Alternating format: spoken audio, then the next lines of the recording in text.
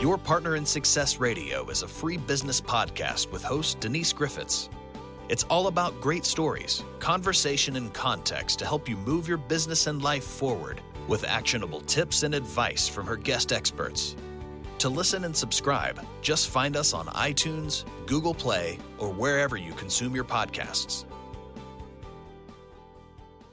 Good morning and welcome to Your Partner in Success Radio. This is where top performers share their secrets to help you achieve your personal and your professional goals. I am your host, Denise Griffitts, and together with my amazing guests, we bring you inspiring and actionable insights that are aimed to take your life and your business to the next level. Ranked in the top 2% globally, this podcast really is a must listen. And again, it's because of my guests. So whether you are tuning in for entrepreneurial tips, career advice, or personal development strategies, get ready to turn inspiration into action, challenges into triumphs, and dreams into reality. And our topic today with my returning guest, Darryl Lyons, is navigating the complexity of ethical investing and aligning your financial goals with your personal values. Now, Darryl has been here before, as I mentioned. He is the driving force behind PAX, P-A-X Financial Group, and he is not your typical CEO. He traded Wall Street dreams for I can't talk today. He traded Wall Street dreams for a Texan adventure, founding PAX to redefine wealth alignment. And raised without privilege, he knows the value of genuine happiness over wealth.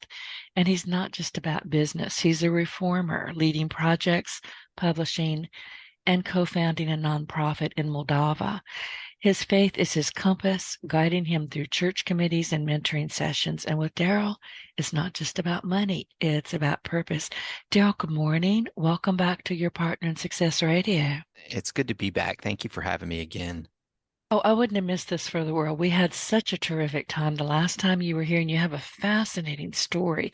And I will, get you to, maybe reiterate. I've been drinking a lot of tea this morning, and it's making me jittery. Not coffee. I don't drink coffee. Not sweet tea. No. Oh God, no. That stuff is nasty. You live in the South, I live in the South. It's ubiquitous. It's everywhere, but don't touch it. It's awful. It is sugar. Oh, it is. It's just a giant sugar cube with a little bit of brown water poured over it. Right. Not good for you. So tell people a bit about you, and then I really want to get into your book, Biblical Responsible Investing. So just kind of reiterate what you told our audience about you the last time you were here. Yeah. So, I moved around a little bit, but basically lived in South Texas. And it was a challenge because my mom had me when she was 16 and my dad was 20. So they worked hard, but they did struggle when the economy struggled in the 80s. There was the savings and loans crisis, and that kind of moved my parents into a financial status that was very difficult to get out of. So my dad lost his job and we moved around a bit, and he was trying to find his footing. And so growing up with financial struggles, we ended up moving to Castroville, Texas, a small town right outside of San Antonio. And we lived in a little trailer there on the side of the highway. And it just began to really define me because I just saw a lot of the challenges, not only just like not having stuff, but also how, lack of money can, and your response to lack of money can really be, create a lot of tension for a family. And so for me growing up, I just wanted to figure out how people had money. I remember like edging the skirting of our trailer. And I was thinking, because you got to be careful with the weed eater that you don't crack the white skirting. And I just remember thinking, how in the world do people have houses with foundations? Like that would be cool to have a house with a foundation one day. And so I was inspired by the local banker whose daughter was a friend of mine. And I thought, well, okay, banking is a ticket to have a house with a foundation. And I became, that's how I paid my way through college, was working at a bank. But I became really infatuated with money and just curious about money. And so I got a degree in accounting, another one in finance, went on, got graduate work done, and been studying this space of money for a very long time. And the the revelation over the years, it just never ceases to amaze me how I continue to have revelation. God gives me like just peculiar aha moments about money. And specifically, one of the things that's been interesting is just seeing how, I was trained very much in the math and the academic sense of corporate finance. But the reality is that it's really about human behavior, and just then it's transitioned the way I think about money into this area of study called behavioral finance, which is a collision of psychology, traditional finance, and um, even a little bit of a therapy in there to a certain degree. So, but just realizing that this idea of money and math is an element of commerce, but only an element. Much of it has to do with our behavior, and so I'm convinced of that, and that just brings a new level of interest that I have about it. And then of course, then the next level is how does that align with faith? And so it's just a fascinating area of study for me, and it continues to amaze me. That's a long answer to a short question. Sorry. It's okay because I was going to ask you, why did you write this book? And I think you got to me before I could ask you. Well, So, it's a good question, but that to unpack that a little bit more, I um I did this video and we pushed it on YouTube. And it was what we did is, as a company, is we gave our employees some money for them to turn around and give it to a nonprofit, which was an exciting experience for all of us. So we filmed this experience so the employees could enjoy giving, and we filmed it. We actually, took a studio or took cameras to the nonprofits and delivered a check for whatever, how much money. And it was, I mean, collectively, it was a substantial amount of money. So I recorded that. And in the facilitation of this documentary, for lack of a better word, I was like praising God. I was like, man, God has given us the ability to do this. So then after that, one of my top clients came to me and says, I love what you did. Your heart was in the right place, giving into the community, but that idea of adding God into there, that's a little too religious for me. And so I thought, okay, well, I don't want to offend her, and offend anybody else. So the next production that we did, same thing, I actually removed God. And then it dawned on me, I was watching it, and it dawned on me, I go, that's really hypocritical of you, because that's not who you are. And then I really spent a lot of time camping on my hypocrisy. And because the idea is that I want to be the same person at home and at work.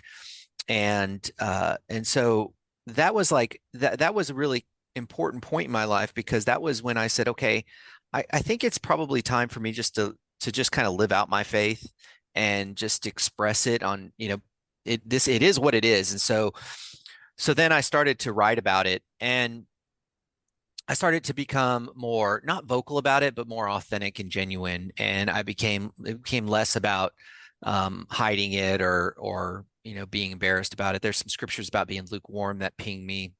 But then again, being long-winded, sorry. I during COVID, I was bored. So Texas A&M Law School has this master's program that I took, and it was great. It was Master's of Jurisprudence. It was a very in-depth wealth management curriculum. And so I did that, and I had to write a paper.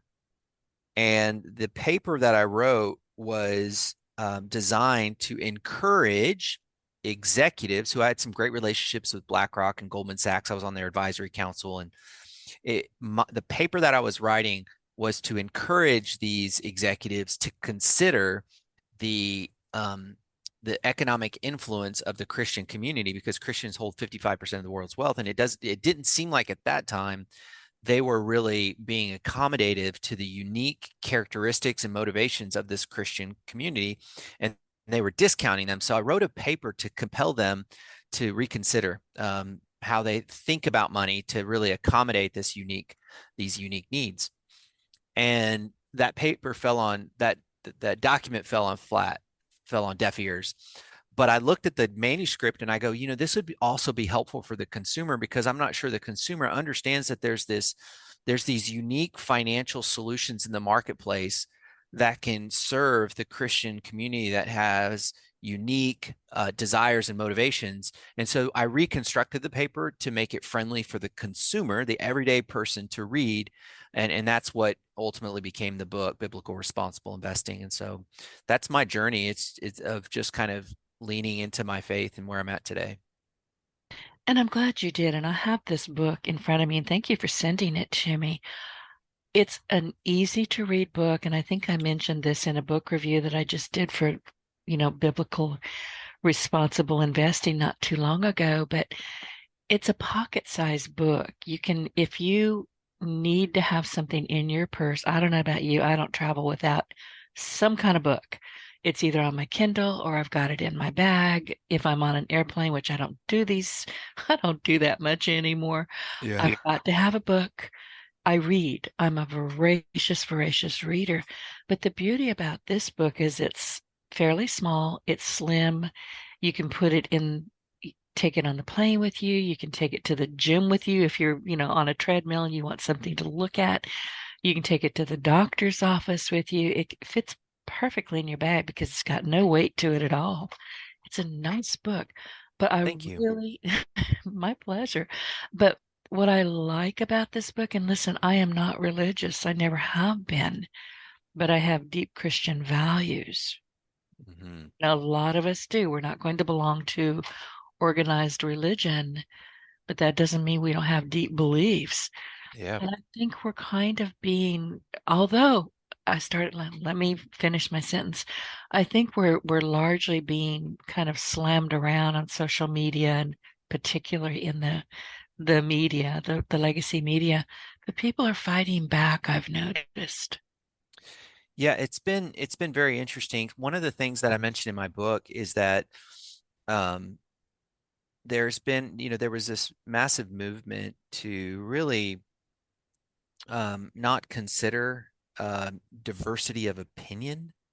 That was really lost on a lot of corporate America. And what Christians did, or those who hold deeply that have deeply held convictions that are aligned with the Christian community, as you mentioned, what they did is, and I'm part of that group, got complacent, and so we didn't really um, communicate or engage with corporate America because we just felt like we just kind of were running the show and it wasn't a big deal.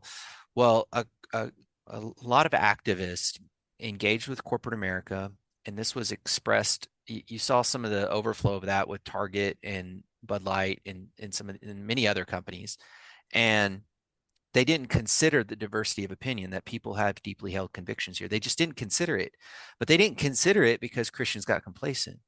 So when it came around and it started to really impact people's lives, as an example, if you own Target stock and you're a Christian and you saw that the pushback from the direction they had gone had resulted in material losses of your stock, you were very frustrated because you're like, it's one thing to disagree with kind of the direction they went, but it's another thing to be a shareholder and to lose money because of what they did. And Hmm. so Christians started to say that's no longer acceptable. So what we started to see, and it's very much alive now, is on the advocacy front that we're using our our shareholder privileges of proxy voting to be able to have a seat at the table and begin to say to corporate America and CEOs in the boardroom, we represent a group with a different opinion, and here's how they feel about the decision and direction you're going. And that's just good for America in general. And so that was not happening for a long time because of complacency, but it is happening today. And I assure you, because I've actually had a lot of conversations with these advocates, and they're making a ton of progress. It's unbelievable. And so now corporations, and you've seen it, they're going back to just being businesses. And we're not, as Christians, it's collectively not asking them to be advocates for something that's deeply held convictions of Christianity. We're asking, and I can't speak for everyone necessarily, but most of them who are in this proxy engagement conversation with CEOs and executives, most of them are just simply saying, just get back to business. Don't get involved with with nonsense or peripheral groups. You have to cater, you have to be able to serve shareholders, you have to be able to serve employees, you have to be able to serve customers.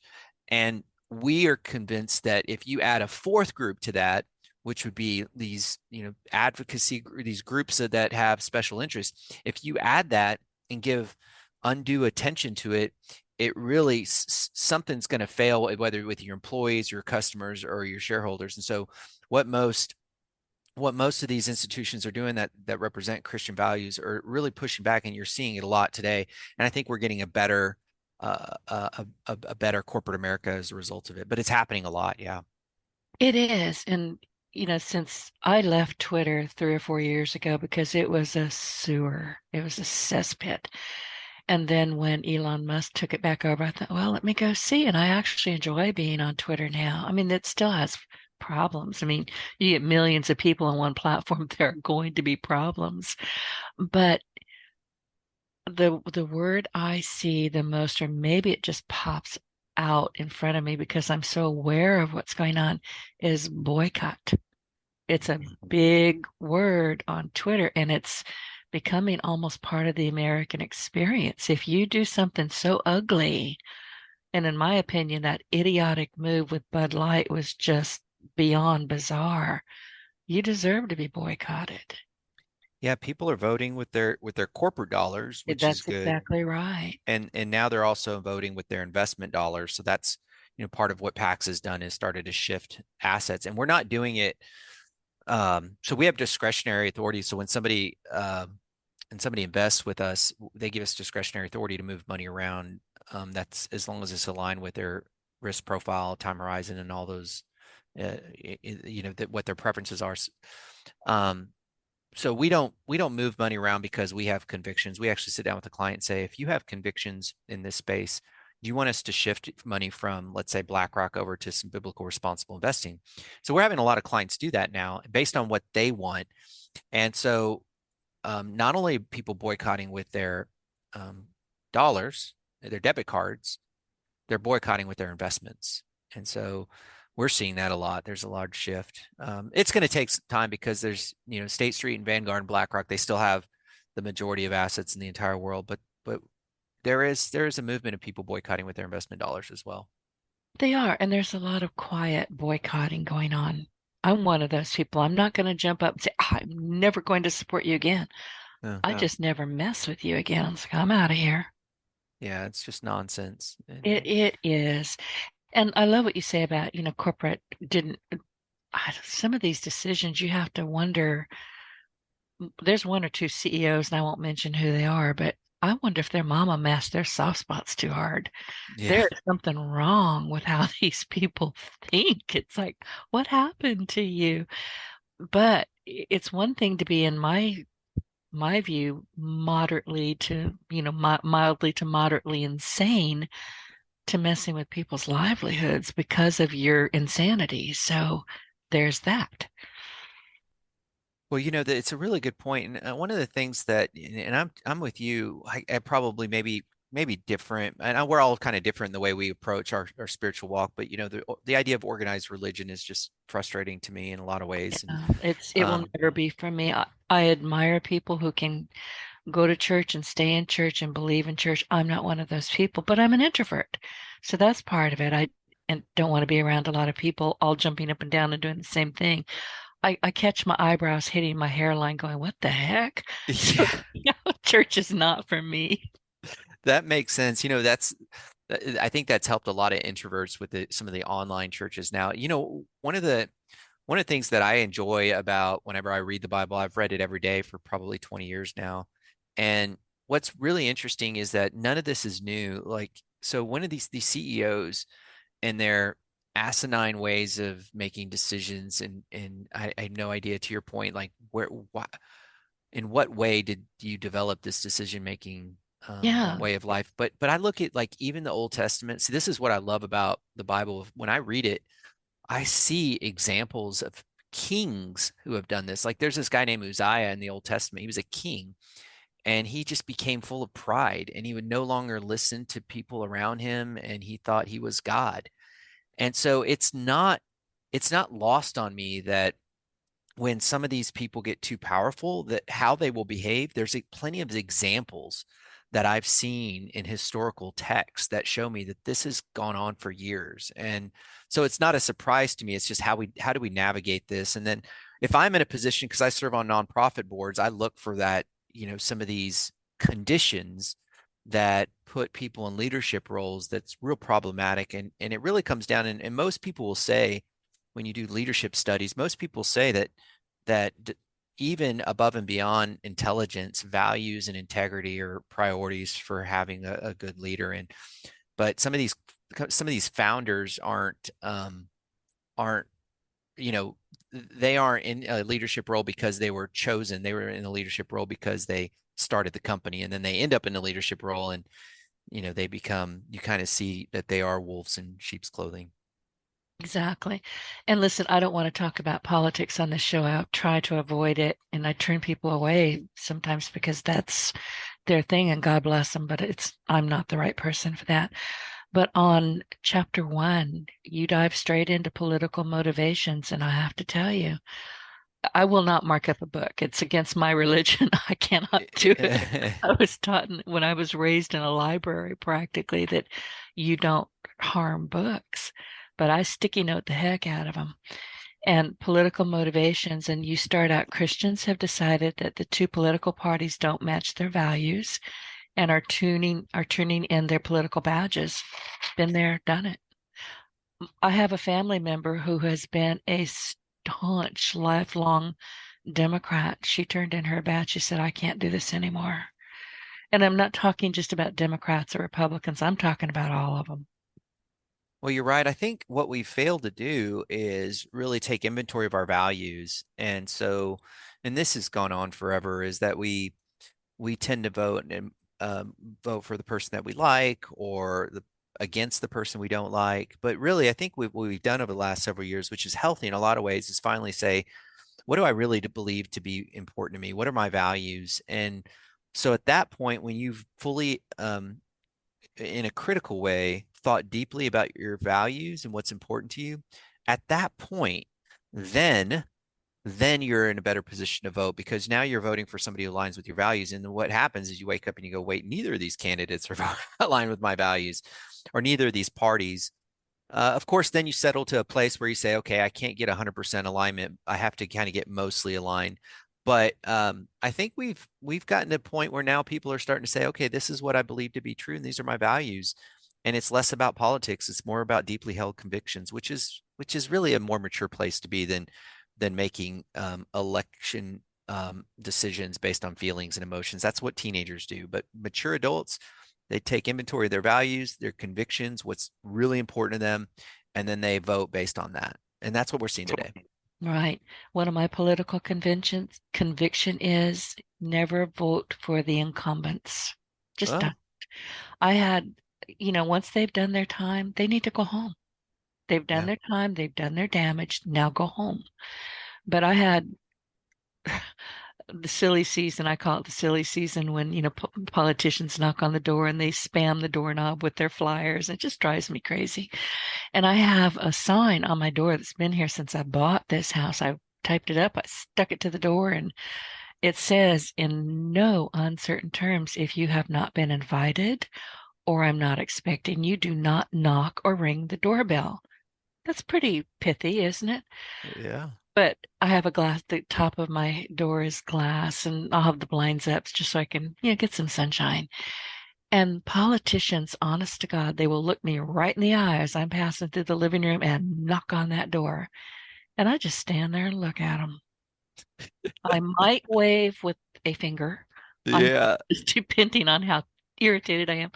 But one time I did answer the door, and it was a politician that I knew well, a local politician. He had done his 2 terms. Now he was trying to move into another part of the government.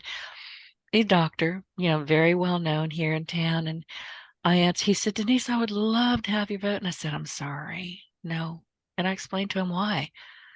You've done your time. It's, this is not what the founding fathers wanted. I happen to agree with them. This is not a career. You're a doctor. Go doctor. Mm. And he did lose, by the way. Well, that's powerful. And obviously Congress has a really bad.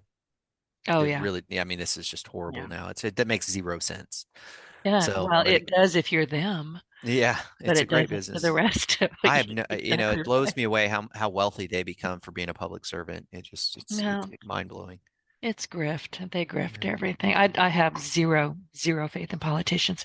So let's go. I wanted to go where find my sticky note. So checkers versus chess. That's chapter 2. Let's dive into that a bit.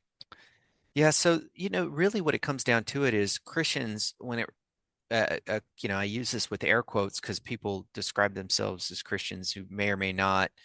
They may go to church on Easter Sunday, um, and they may read the Bible periodically, and there's just not like they kind of believe in Jesus, but Christians, there's something called practicing Christians where actually studies have gone in. Barna does a good job and says, okay, I know people say they're Christians, but who are those that actually um, like really like pray every day or read the Bible every day or do kind of Christian things? And so the practicing Christians is what those groups are called, the ones that do things. And so giving would be an example of that. They give to nonprofits or they serve. So there's a group that you can actually, as a subset of Christians in general, there's a group that actually are followers of Jesus, which would be Christians. Used to be called people of the way in the ancient text. They were called people of the way because they did things differently, and they still exist today. And the people of the way are Christians.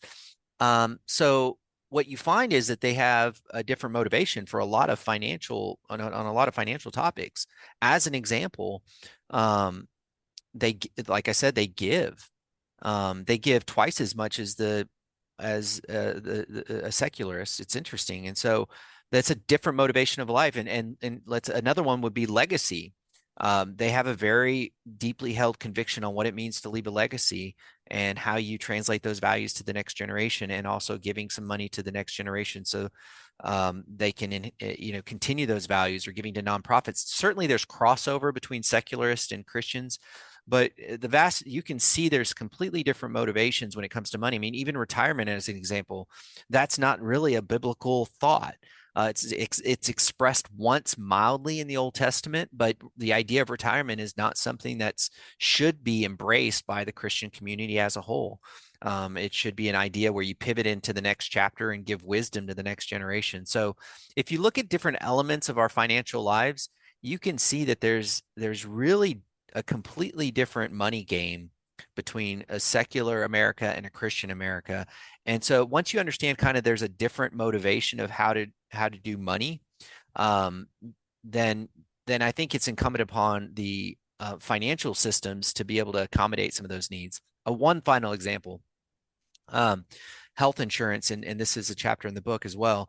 Christians have developed over 20 years a completely different model for health insurance. Like, it's radically different, and it's called Christian sharing programs, and it's been working maybe I 30 years now. I belong to one, have done for many, many years.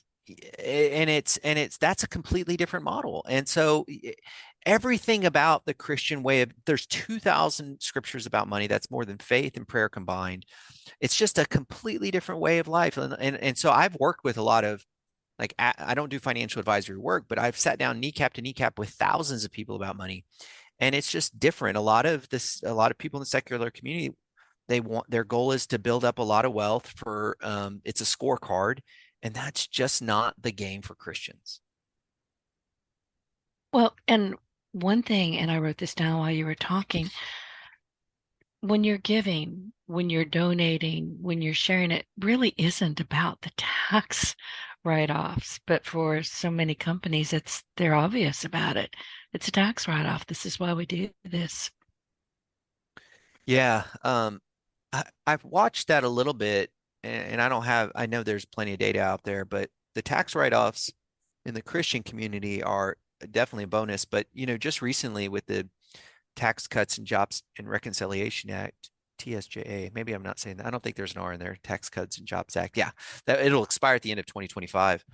They actually, the administration at the time, that was Trump administration, they um, they really made the charitable gift irrelevant because everyone's standard deduction went up, and so charitable gifts are itemized deductions.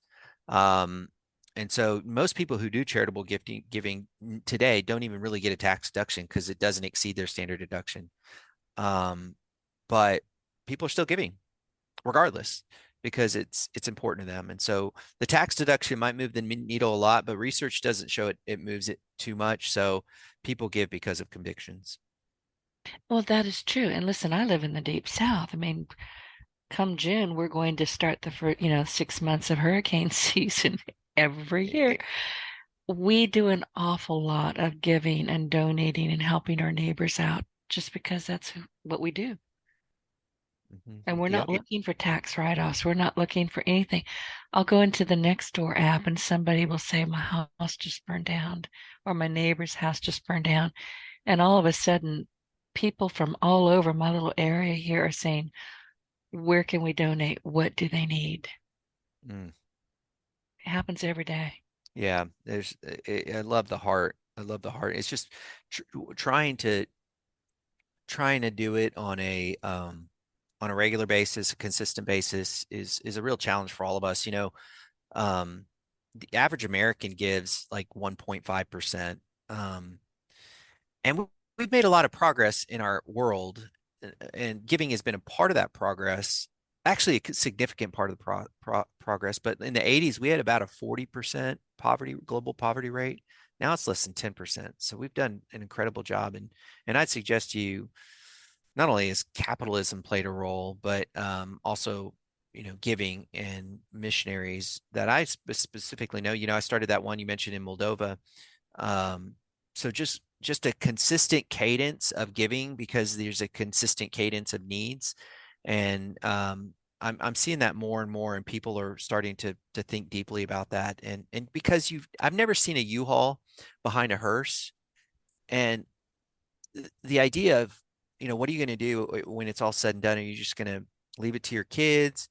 But giving while you're living is actually fun, and it's enjoyable, and it's mutually beneficial. And frankly, Notre Dame did some incredible studies here and said that you or us have less anxiety when we give. And so I think giving is a little understated. It's kind of paradoxical in a lot of ways, but then again, everything Jesus said was backwards. Turn the other cheek. It's better to give than receive.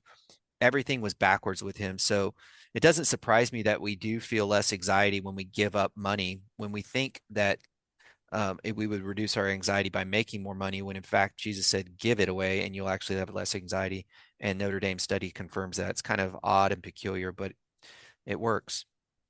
Listen, I have heard stories. I have done this myself where, I might have $5 whole in my wallet. I don't carry cash, but somebody may need that $5 whole a lot more than I do, and they'll get it if Mm-hmm. I think they really need it. I'm going to probably get myself in a little bit of trouble here, but if somebody says, oh, I need this, and they're whining at me, I tend not to be too charitable. Yeah, yeah, Yeah, if you're whining at me and that's the best you've got, but if I can sense that you have genuine need, you're hungry, and I don't even care if you need to go have a drink. Once that money passes out of my hands, it is no longer my money. And a lot of people will say, and this bothers me a bit, well, I just don't want to give because he's just going to go get drunk. Not your business. Yeah, he yeah. probably is, but you gave that money. It's now his money. Back Yep, off. yep, yep. That's good. That's real good. And it's always one of those tricky things, especially with our homeless population. One of the things that I was struggling with that because my kids are like, "Hey, let's give to this homeless guy," their hearts are in the right place. Hmm. And I don't mind periodically doing it. It's not a systematic thing, but I did tell them, I want you to know that what we're trying to do is as a family, we're trying to get to the source of these issues. And so what we found is this ministry that's very effective in um, and really providing all the resources in the foster care community, because what we're finding is a lot of the people that are homeless were in the foster community that eventually got kicked out because they're 18. And so I'm a strategic mind. So I want to, try to solve the problem, not the symptom. So although it's nice to give to them, and that's fine, it doesn't really solve the problem. So, I found that a ministry called the Chosen Care. And so, being engaged with them and being able to give to them is much more effective. And so I have to have that conversation with my kids, and then they're like, oh, that makes more sense. We'll try to get to the problem. And they know that they can walk alongside of that homeless person if they need to. And so there's several ministries out there that do that. So it's just about being very strategic and thoughtful. In my scriptures, it says he didn't give us a spirit of timidity and boldness, but sound mind. And so sometimes Christians think about, using their heart. But I read the scripture and it says, man, he gave us a sound mind, and we've got to use that sound mind whenever we do our giving or anything with money. And so going to the problem seems to be much more effective. Sometimes it's not as fun, but it is much more effective. It is. And, you'll hear stories. I've seen them. There was one man and his wife that would sit at the corner of a shopping mall, not a shopping mall, but a parking lot. And then I would see them down the road in a car driving through a McDonald's. Like, I'm not giving you a dime.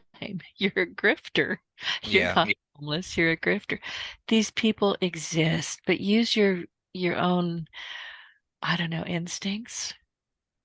Yeah. Our instincts as humans are typically, I like to believe anyway, pretty good. You can tell the whiners from the fakers from the people who, oh my God, I'm hungry. You can tell if you really pay attention. Yeah, it doesn't take long. A little observation, and you can see if they're scamming you for sure. They're out there. I know I've been burned on them before, but it's just uh, there's just whole systems, and there's homeless systems of taking advantage of people, and that does exist. And so people may scream at me and say, "Well, you're not sympathetic." I'm just speaking the exact truth. I'm not. In fact, if you look at my wallet, you'll see I'm very sympathetic. But for us to say that there's not a system of manipulation out there, there is. And so you just have to be thoughtful about how you navigate through that. Exactly. So let's go back to, some of the book, because I have questions. I tell you, I got sticky notes everywhere. What is behavioral finance? Can you shed some light on that? Sure. Yeah, that's the collision of psychology, neuroscience, and traditional finance, like therapy sprinkled all through it. But it's just this idea that people, the idea of money is not just math. And we've recognized Daniel Kahneman, who just recently passed away, spoke deeply about this and really was kind of the founder of behavioral finance, where we try to understand how to help people accomplish their goals, but think about human behavior along the way. Like a key element to this is, say you're just like a spender and you just spend money and you have a hard time saving. And so you have to have life hacks. So it's a matter of, okay, you need to save 15% of your gross income towards retirement. I know that. I know Social Security is not going to be there. So setting up an automatic draft out of your bank account because you can't do it on your own is as a way of adopting a behavioral finance tool, just kind of a non-behavior finance tool that would be a behavior modification is if you have a hard time working out, but you set your gym clothes right at your bed, right when you wake up. Those are just like life hacks that when you study behavioral finance, which is neuroscience, psychology, and traditional finance, you look for these ways to not just hack life, but to find avenues that can increase probabilities of success. One thing that happens a lot in my world, because we manage a lot of people's money, is, and this is the neuroscience part, you see people's the little almond shape, I guess pecan shape, whatever that is, in the front of your head called the amygdala. That amygdala gets hijacked whenever the market goes down. And so people are susceptible of calling me and pulling their money out right when the market goes down. And so what skills do I need to have, whether it's therapist or psychology skills, to help them weather that? Because the evidence shows that pulling out in those times is foolishness. And so that's just kind of the application of how you take this idea of neuroscience, the amygdala, psychology, how to communicate these things, and then going to the traditional finance of the math, what works, and applying it in such a way that people look back over 20 years and say, okay, I had a lot of success. If you discount the behavioral part, it's really hard just to lean in the math because we're just human and we get distracted and we're flawed. Exactly. And one of my favorite chapters is chapter 6, Allergic to Debt. And you talk about Dave Ramsey a good bit in this chapter. You have worked with him before, I believe. Yeah, I was on his advisory council for a number of years, and so I think Right. highly of what he's done for a lot of people. So why are we allergic to debt? Which it Yeah, sounds like when I said it, I went, well, duh. yeah. You It know, is sounded stupid even to me. yeah, exactly. The really what I was trying to get at there was helping the reader understand that there's actually when you think about Christians specifically, there's actually some theology behind debt that drive their behavior. And I think this when I was trying to make this case to executives, let's say at Goldman Sachs, if they don't understand that Christians are generally allergic to debt, there's a scripture that says the borrower is the slave to the lender. That's they can miss an opportunity because they may um, sell to the Christian community the idea of using leverage to be able to enhance returns if they don't recognize that Christians in general and those people who share Christian values, one of their values is to not have debt. They will be missing the boat. And I've seen that before. It's like a total miss. They'll go in and manufacture products using leverage and debt to enhance returns and then pitch it to a group of people that have been following Ramsey or are allergic to debt or have or use their Bible to guide them when it comes to debt. They'll pitch these products to them and totally realize that they've almost offended this group of people, that they've said that debt is something that I'm going to use to enhance return, and it's something that there's this cognitive dissonance that says I understand that the math says that the Goldman Sachs, but the reality is my convictions say debt is bad. And so the case I'm making is to the uh, to the secularists is just try to say that the Christians and those that share the values are allergic to debt. And one of the things that I found really fascinating in here on page 39, many times debt is the only way to pay medical bills. Let's dive into that. Yeah, that's tough.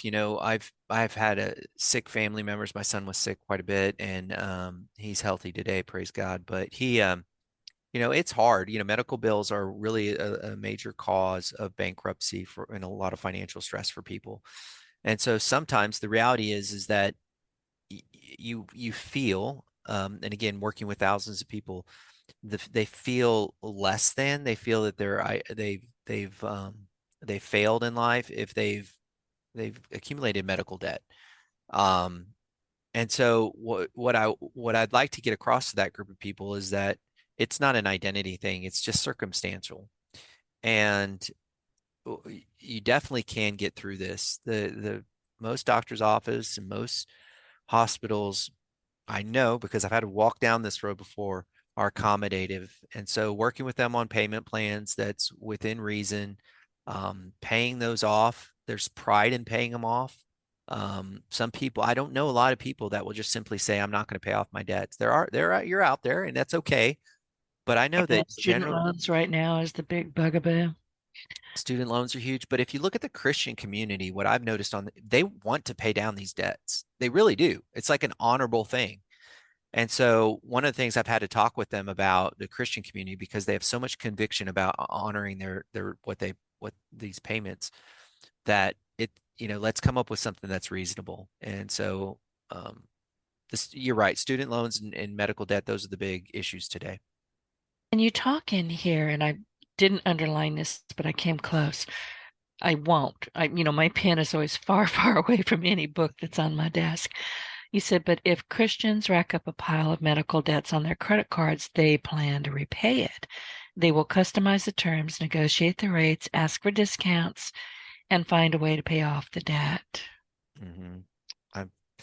It's just an honor thing. It's just a deeply held conviction. It's honorable to pay off a debt. You owe it. I don't know a lot of Christians who just not don't pay it. I know it's out there, but many of them will. Yeah. Yeah. And that does make sense. I had to have eye surgery a few years back, and it was going to be problematic. It really was. And then somebody said, well, go to this ophthalmologist. He will do cash. I mean, you pay cash to his office and you get a huge discount. One of the best ophthalmologists around. Thank goodness. Yeah, that's nice. Cash is amazing, especially when you're on the sharing plans. You're using cash a lot more. It's considerable difference in cost. for sure. Yeah, it really is. So we're going to run out of time pretty soon. Every time I talk with you, it's like, oh, that hour went too quickly. It did, yeah. What exactly is a donor advised funds? Because I know you work with a lot of your clients and you've talked about asking them, do you want to be in this? Where do you want to be?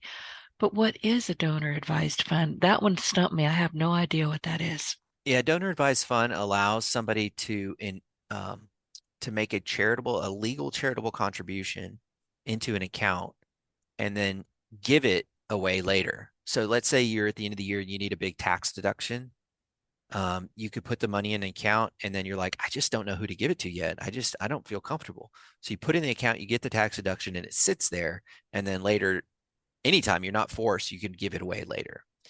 And so that's the very basics of it. But the couple of advantages of it, first of all, it gives you that tax deduction immediately. Two, a lot of people like to give anonymously. So you can name this fund something else and then give it to a charity anonymously. And so a lot of people like to use these donor advised funds as a way to give to nonprofits around the world.